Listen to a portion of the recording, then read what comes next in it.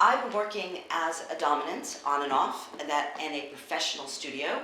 So basically what I tell people is I beat people up for a living. Well, it's a lot more complicated than that. And that's what this little workshop is about.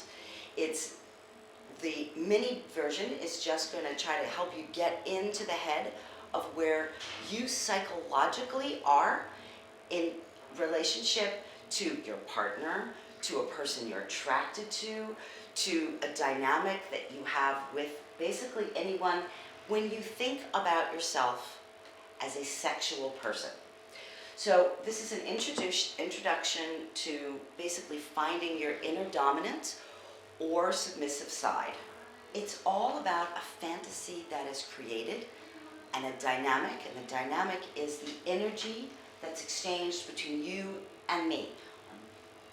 You and me, and me and you, and blah, blah, blah. That is what we call a dynamic.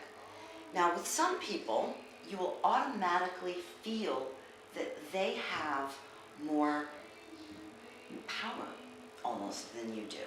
They feel more dominant than you do. You treat them differently, you react to them differently, and the other way around. It is all about basically understanding where our dynamic comes from, which for most people is when we were brought up. And what I mean by that is, when you're, let's say, for instance, at work, you can very easily, because a boss is in a position of power, feel that they somehow, you do what they want you to do, not just because they're paying you, but because you feel their energy in the power position. So anyway, the idea is basically that we, in both of my workshops I'm going to be presenting, that you can have, it's going to be an open feeling. I won't be standing here the whole time.